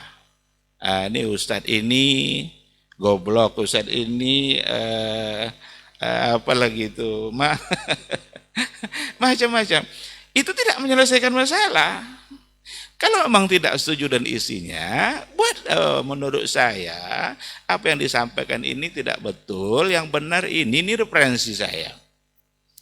Selesai. Nanti ketika memang ada yang menjawab, ya ada yang akan menjawab. Dan tidak ada kata-kata yang harus terucap, Ustadz. Pokoknya kata-kata yang merendahkan, sangat merendahkan. Nggak pernah membaca, nggak ada literasi, nggak kenal ilmu nahu, nggak. Percuma banyak gelar.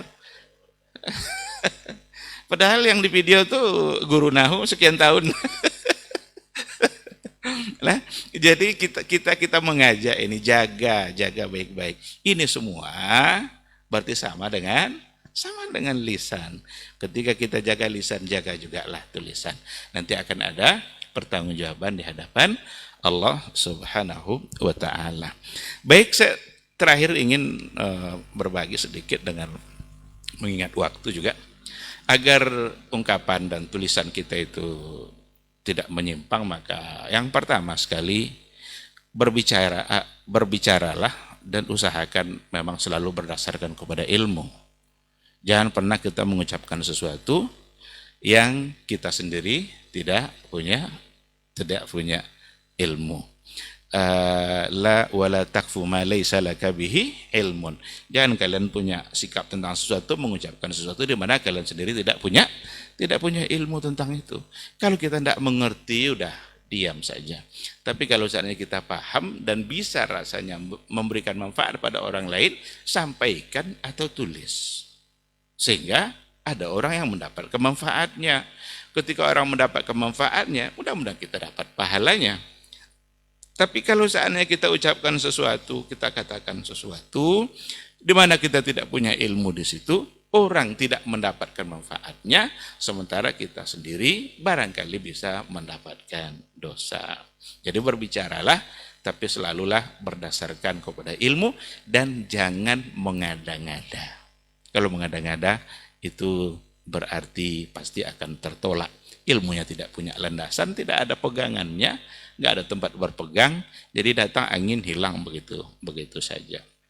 Yang kedua, berbicaralah sambil meyakini bahwa itu semua akan dipertanggungjawabkan di hadapan Allah Subhanahu wa taala. Wa ma yalfizu min qaulin illa ladaihi raqibun atid. Tidak ada satu lafaz pun yang kita ucapkan kecuali nanti ada yang akan mencatatnya. Ada raqib, ada atid, ada yang baik dicatat oleh malaikat, ada yang perbuatan buruk yang dan perkataan buruk yang juga akan dicatat pula oleh malaikat yang bertugas untuk itu. Dan yang ketiga, berbicaralah sambil takut kepada Allah Subhanahu wa taala. Berbicaralah, tapi kita dalam keadaan bertakwa kepada Allah. Maka ayat yang saya baca di awal tadi, ya ayyuhallazina amanu taqullah. Hai orang-orang beriman, bertakwalah kepada Allah. Wa qulu qawlan sadida, dan berkatalah dengan perkataan yang benar. Sebelum perintah berkata benar, diawali dulu dengan ittaqullah. Oleh karena itu, saat kita berbicara, menyampaikan sesuatu, atau saat kita menulis sesuatu, tulislah dan sampaikanlah dalam keadaan kita ingat Allah, kita bertakwa kepada Allah Subhanahu wa taala, takutlah akan ancaman-ancamannya ketika kita melakukan sesuatu yang tidak baik, yaitu akan merusak orang lain. Tapi berharaplah akan kebaikan-kebaikan dari Allah ketika yang kita lakukan dan kita ucapkan itu ternyata memang akan memberikan manfaat bagi orang lain. Saya kira ini mungkin yang bisa saya sampaikan sebagai tambahan. Mudah-mudahan bermanfaat insyaAllah. Terima kasih. Subhanakallahumma bihamdika asyhadu an la ilaha illa anta astaghfiruka wa atubu ilaik. Wassalamualaikum warahmatullahi wabarakatuh. Waalaikumsalam warahmatullahi wabarakatuh. Taib, jazakallah khairan Ustaz untuk materi kita di kesempatan hari ini mengenai berbicaralah dan tak menyesal di kemudian hari. Mudah-mudahan kita semua bisa menjaga lisan kita dari hal-hal yang tidak bermanfaat dan tidak ada ilmunya sesuai dari pesan Ustaz tadi yang sudah disampaikan dari materi kita. Taib, sebelum kita tutup diktat kita di kesempatan hari ini, ada beberapa pertanyaan yang sudah masuk. Kita akan coba bacakan dan insya Allah nanti akan dijawab oleh guru-guru kita. Yang pertama, bismillah, assalamualaikum warahmatullahi wabarakatuh Ustadz. Dari Zakaria di seputaran Cipta Karya, Ustadz izin bertanya. Ustadz, terkait dengan tema menjaga lisan kita, bagaimana dengan fitnah Palestina yang terjadi hari ini Ustadz? Banyak simpang siur berita, bahkan para da'i pun ikut nimbrung tanpa ilmu tentang konflik yang terjadi di lapangan. Ada Ustadz yang seolah mengajak dari penyampaiannya untuk tidak memberikan donasi dan bantuan ke Palestina, karena akan jadi keuntungan sebagian pihak. Kemudian video penderitaan yang beredar pun perlu diteliti lagi, karena bisa jadi itu bukan real video saat ini. Dan mereka bilang Hamas itu pun adalah buatan dari Yahudi. Bagaimana ini kita bersikap seharusnya Ustaz? Jazakallahu khairan.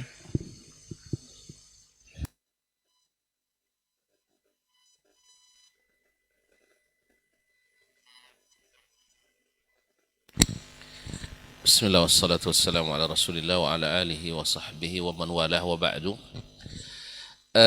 Terkait dengan apa yang terjadi, pertama, tidak semua orang memahami. Walaupun kejadian ada di depan mata, tapi tidak semua orang bisa memahami apa yang sebenarnya. Itu yang pertama. Disinilah pentingnya kita bersama para ulama. Karena khususnya dalam masalah fitnah, perselisihan pendapat, orang yang tidak berilmu nanti setelah terjadi baru oh iya ya. Tapi orang Rabbani enggak. Mereka melihat bukan hanya sesuatu yang di depan ini mesti begini, tidak. Kita belajar dari Nabi SAW. Di saat atau banyak dalam kejadian, misalnya di saat di Mekah, didesak oleh para sahabat, ayo kita angkat senjata berjihad. Nabi bilang, lam nu'zan, kita belum diizinkan. Karena dipahami oleh para ulama, kenapa Nabi tidak berperang di Mekah? Karena andainya Nabi kalah, walaupun Allah akan membantu, Allah akan membantu nabinya dan orang-orang beriman, orang bertakwa, wal aqibatu littaqwa. Tapi apakah di Mekah mesti terjadi bantuan itu? Kan tidak mesti. Maka Nabi SAW tidak izinkan. Karena belum ada izin dari Allah Subhanahu wa taala. Itu yang pertama. Allah memang berjanji membantu, tapi apakah membantu di saat itu? Kita tidak tahu. Sekarang kita perjuangkan agama Allah. Allah akan bantu. Apakah setiap kita berjuang hari ini turun bantuan Allah? Tidak pasti. Ini kan banyak pelajaran, ikhwan, kaum muslimin dan muslimat yang rahmati Allah. Ketika Nabi Musa, Nabi Harun tidak tahan lagi dengan intimidasi, penyiksaan oleh Fir'aun dan bala tentaranya. Mereka berdoa supaya musuh mereka dihancurkan. Allah jawab, qad ujibat da'watukuma. Doa kalian sudah dijawab. Subhanallah. Berapa lama? 50 tahun baru. 50 tahun baru dilaksanakan janji itu. Karena Allah lebih tahu kaum muslimin saat yang tepat, waktu yang tepat, di mana tempat dan orang yang akan diberikannya kemenangan itu. Kan sudah kita katakan juga dulu, ya, ketika Baitul Maqdis direbut oleh orang salib, 90 tahun tidak dikumandangkan azan di sana. Berapa sedihnya kaum muslimin. Ketika Makkah direbut oleh Syiah Qaramita, 20 tahun orang tidak haji ke Makkah dan tidak ziarah ke Madinah. Syiah Karamithah. Nah, bahkan dia menantang Allah SWT. Aina tairun ababil? Mana burung ababil yang dulu menghancurkan Abraha? Sekarang kami cabut dari Ka'bah, Hajar Aswad. Allah tidak menerima tantangan orang kafir menurut kehendak orang kafir. Tapi Allah menentukan kapan kehancuran itu akan diberikan untuk mereka. Bukankah Fir'aun membangun piramida? La'alli attali'u ila ilahi Musa wa inni la'adhunnu kadhiba. Ya, bukan selesai piramida enggak ketemu langsung Allah buktikan bahwa enggak. Semuanya berjalan menurut takdir Allah Subhanahu wa taala. Oleh sebab itu, berbicara harus bersama para ulama. Kalau enggak, diam. Para komentator, para analis, ya, para wartawan atau reporter, mereka melapor kejadian, tapi paham belum tentu. Ya, pengamat hanya mengamati, menghubungkan ini dengan itu. Seperti itu adanya, belum pasti. Saya masih ingat kaum muslimin dulu ulama-ulama Islam ketika Khomeini pulang dari perang asingan dari Perancis tahun 1973 Ustaz ya. 71 atau 73. Sekitar itu di awal 70-an. Semua bersemangat kebangkitan Islam. Oh, ternyata dia musuh Islam. Makanya para ulama dulu sampai terbentuk di Mesir persatuan ulama atau istilahnya menjabat takrib baina sunnati wa syiah. Alhamdulillah ulama-ulama di Arab Saudi menolak karena mereka paham. Tidak mungkin menyatukan orang yang mengafirkan sahabat dengan yang mengatakan kita yang mengatakan bahwa sahabat adalah generasi terbaik. Tidak mungkin berduduk bersama dengan orang yang mengatakan Quran tidak lengkap dengan kita yang meyakini Quran terjaga utuh. Tidak mungkin kita bersama mereka. Orang yang katakan Abu Bakar dan Umar dan Khulafa Ar-Arba'ah yang terbaik, mereka katakan itu adalah manusia terburuk dan terjorok. Nauzubillah. Istri-istri Nabi orang terbaik. Para ulama dunia pada umumnya menerima panggilan itu karena kita ini lebih merasa menang, merasa kuat.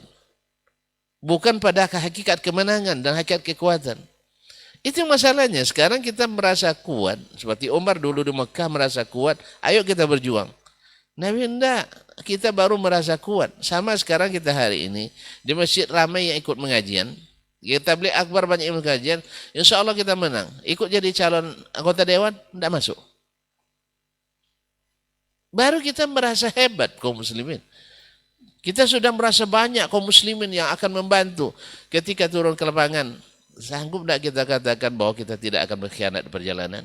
Tahun 67, hampir kemenangan didapat. Coba bayangkan, negara dari negara Timur Tengah berkhianat. Mesir menarik pasukannya. Akhirnya, kalau sudah satu rantai, mata rantai putus, lainnya akan berguguran. Jadi tidak seperti kata Dr. Ahmad tadi, banyak hal yang kita tidak. Makanya, jangan berbicara atau lebih baik nak bicara. Antum lihat, silakan lihat. Oh, saya tidak paham ini. Oh, paham saya begini. Paham antum belum tentu. Walaupun yang hadir di lapangan belum tentu lebih paham daripada yang tidak hadir. Itu yang pertama. Jadi, kembali ke masalah tadi. Jangan berkata tanpa ilmu. Yang kedua, lebih baik salah diam daripada salah berbicara. Yang ketiga, bicaralah sesuai dengan dalil, dengan fakta. Jangan ditambah-tambah, karena analisa belum tentu benar. Analisa belum tentu benar. Makanya manhaj sahabat ketika berbeda pendapat, mereka lebih banyak diam. Terjadi fitnah antara Ali dan Muawiyah. Dari 35.000 orang terlibat hanya 35 orang saja. Selebihnya menahan diri. Apa sebab ini fitnah? Dan sekarang simpang siur, seorang menyikapi. Atau jangan ikut pula bersimpang-simpang. Iya. Hindari itu semua. Ya ulama ikut, ya lihat, ulama ikut, mereka ada yang salah, ada yang benar, itu mereka memang babnya, bab yang pintu bagi mereka untuk masuk. Tapi sebagian besar juga ulama bukan ulama kadang-kadang, hanya karena diulamakan. Iya, karena sudah pandai baca Quran dianggap sebagai ulama. Padahal mereka dari sisi amalannya juga belum sampai kepada innama yakhshallaha min ibadihil ulama. Nas, lalu ada yang mengatakan ini perjuangan, ada yang melemahkan, bahkan menganggap tidak jihad. Antum belum merasakan rumah antum diserang rudal. Antum belum melihat anak-anak antum darahnya mengalir tumpah. Belum melihat bagaimana tulang-tulang berserakan. Nah, antum melihat kaum muslimin seperti itu. Jangan ke orang Islam, non-muslim sekalipun, kalau ada yang dizalimi kita tidak terima. Non-muslim ya dizalimi oleh non-muslim atau oleh orang Islam, kita tidak terima. Makanya di zaman Nabi terjadi masa jahiliyah, orang dizalimi di Mekah sampai mereka berhilf, bersumpah setia bahwa Mekah tidak ada oleh orang dizalimi. Siapapun yang menzaliminya, kita akan hadapi bersama. Maka orang zalim kita hadapi bersama. Maka suara-suara sumbang seperti ini ya jangan diperhatikan. Yang selanjutnya, saya lupa angka ini. Yang selanjutnya, andainya antum beri bantuan, ternyata salah dalam memberi, tapi antum menduga bahwa bantuan itu sampai ke Palestina, berikan saja. Antum tidak berdosa. Kecuali antum melihat ini diberikan kepada tentara Israel lalu dijadikan beli rudal, ya. Itu hanya isu, semuanya isu. Siapa yang? Bahkan orang-orang yang ada di lapangan sendiri sekarang salah paham. Ada dulu ketika ada di Sudan, Ustaz, ketika menghadapi John Garang dan kawan-kawan di Sudan Selatan. Orang sudah ngaji, memfitnah saudaranya yang juga sudah sama-sama mengaji. Dia lihat tapi menafsirkan sendiri, tidak paham dia dengan apa yang terjadi. Subhanallah. Akhirnya dia menuduh bahwa si fulan itu mau mengatakan buat ini karena dikasih dolar. Ya uang yang ada mau dolar waktu itu, ya kasih dolar, bukan karena itu dia. Antum sekarang kalau seandainya antum bisa bicara karena digaji, tapi semua kita karena digaji, dosen digaji, dai dikasih amplop, sah? Kecuali Romani yang nggak ada ya, ada amplopnya. Jadi kaum muslimin dan muslimat dirahmati Allah SWT. Kalau itu dijadikan kaum muslimin, nanti Nabi pun kalian kata tuduh, sebab Nabi dapat khumus dia. Kemudian Nabi dapat hadiah dari sahabat, hadiah dari dan sebagainya. Ya, hanya gara-gara dikasih dolar, antum bilang karena perjuangannya karena dolar. Akhirnya dia sendiri harus mengalami ujian yang sama. Ya, dia sendiri harus juga antri menerima dolar. Dorong dalam peperangan, akhi. Dalam peperangan. Makanya, saudara kita di Gaza, nanti kalau sempat, na'udzubillah, negeri kita diserang oleh pasukan asing, kita dalam hukum syar'i wajib fardu ain, tidak perlu izin orang tua, tidak perlu izin pemerintah lagi, wajib mempertahankan negeri ini. Jangan diabsen pula, antum ngaji masjid mana, ngaji mana, tidak ada istilah itu sekarang. Sekarang yang ada adalah kenyataan. Kemudian ada yang bikin fitnah lagi bahwa mereka itu sengaja membuat serangan lalu diserang oleh Yahudi. Semudah itu, semurah itu. Kaum muslimin muslimat yang dirahmati Allah. Ada satu dua mungkin dimanfaatkan, tapi kalau sebuah brigade lalu dimanfaatkan seperti itu, lalu anak-anaknya dikorbankan, subhanallah. Ini dalam hal seperti ini, ikhwan, kaum muslimin taqwa kepada Allah SWT. Seperti kata dokter tadi, yuslih lakum a'malakum wa yaghfir lakum dzunubakum. Oleh sebab itu, jangan dengarkan yang seperti ini, jangan dibantu. Enggak, kita bantu. Kecuali antum memang pastikan bantuannya tidak sampai. Tapi kalau hanya sekedar isu, berapa banyak isu ada yang mengatakan Arab Saudi bantu tapi dengan obat-obatan kadaluarsa. Antum dapat berita dari mana? Kadaluarsa. Mungkin ada oknum yang bekerja. Mungkin ada orang seperti ada orang sekarang. Memang kalau hati sakit itu memang orang memberikan bantuan kurma beribu ton ke luar negeri. Lalu antum karena apa? Karena alhamdulillah tidak butuh, karena masih bisa beli dengan uang sendiri, akhirnya membuat fitnah. Itu apa namanya? Itu kurma pijak-pijak untuh. Ya,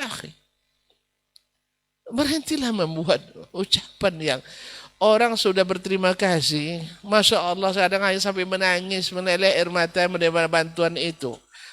Jangan sama dengan antum yang tiap hari, atau memang tidak suka kurma misalnya.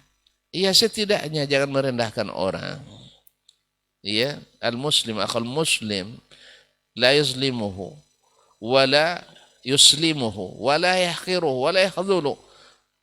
Jadi ini Itulah kalau memang kalau sudah menyimpang dari jalan Allah SWT, banyak hal-hal yang ini.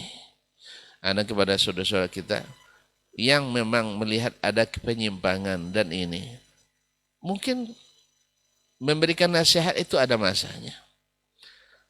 Ingat kaum muslimin dan muslimat yang dirahmati Allah, petunjuk para as-salaf ketika terjadi pergantian pasukan, tapi di waktu perang berkecamuk tidak disampaikan. Pergantian Abu Ubaidah digantikan oleh Muaz bin Jabal atau sebaliknya. Sampai kepada mereka, risalah dari Amir Mukminin, tapi perang sedang berlangsung. Kalau perang sedang berlangsung, tidak masanya untuk ganti sertijab. Tidak sertijab, nanti setelah usai baru disampaikan. Supaya apa? Satu, nanti jangan sampai down semangat juang kaum muslimin. Karena kita sudah terbiasa dengan komandan ini, tiba-tiba diganti komandan. Dalam kondisi seperti itu, jatuh sih semangat kita. Karena apa? Berbagai masalah. Ada kepentingan, ada kesetiaan, ada loyalitas dan sebagainya. Maka tidak masanya antum untuk seperti itu. Maka akhirnya jangan melakukan hal-hal yang kontraproduktif. Ya, jangankan diterima nasihat kita, justru kita dibuli orang. Ya, likulli maqamin maqal. Wallahu musta'an. Nabi alaihissalatu wassalam juga mengajarkan kepada kita bahwa di saat-saat dalam kondisi genting, beliau tidak menyebutkan kehebatan musuh, tapi beliau justru memberikan semangat. Allahu Akbar, utitu mafatih Syam. Allahu Akbar, utitu mafatih Faris. Allahu Akbar, futih al-Yaman. Tapi kalau bicara, oh ibu, gawat mereka ini orang, subhanallah. Belum lagi orang munafikin, melanggar. Nabi rahasiakan itu. Kecuali kepada para petinggi, kepada masyarakat. Nah ini yang penting. Jadi likulli maqamin maqal. yakni hikmah dalam menyampaikan. Jadi kalau antum sudah berniat membantu, bantu saja. Ya, kalau antum tidak percaya sama orang, berikan sama saya. Atau tidak mau bantu Palestina, bantu Rabani saja. Nah, kaum muslimin dan muslimat dirahmati Allah SWT. Jangan ragu untuk berbuat kebaikan. Alhamdulillah, alhamdulillah. Coba lihat para ulama kita merekomendasikannya. Masa antum cenderung kepada suara-suara sumbang. Sama saya ketika dulu belajar. Ini ada yang mengatakan jangan belajar sama Syekh ini. Saya lihat Syekh Ibnu Utsaimin ketika ke Madinah duduk dengan dia. Kalau gitu saya ikut Syekh Ibnu Utsaimin aja. Nah, saya tidak ikut. Ya. Kemudian jangan belajar dengan Syekh ini. Saya lihat lagi, saya ada Abdullah bin Qu'ud, Udhu Hayat Kibar Ulama, juga duduk yaqud ba'ahu. Akhirnya, tidak, saya tidak pedulikan. Iya.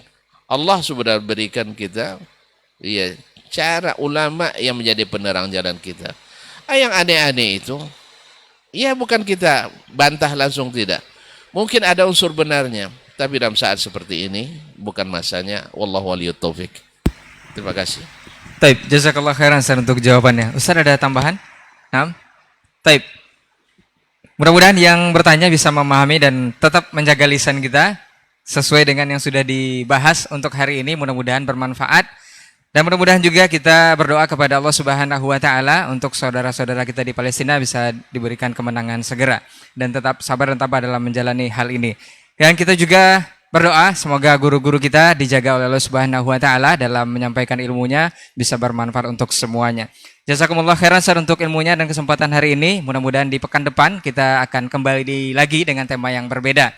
Kita cukupkan untuk hari ini. Kita tutup dengan doa kafaratul majelis. Subhanakallahumma wa bihamdika asyhadu an la ilaha illa anta astaghfiruka wa atubu ilaik. Wassalamualaikum warahmatullahi wabarakatuh.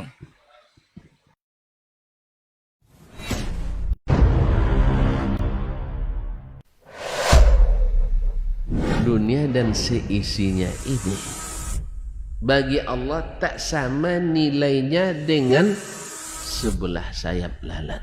Barang siapa yang beramal untuk akhiratnya, Allah akan cukupkan baginya urusan dunia. Sayati zamanun 'alan nasi as-sabiru fihim qalqabit al-jamarah. Akan ada satu masa di akhir zaman yang berpegang teguh dengan agamanya seperti orang yang sedang memegang bara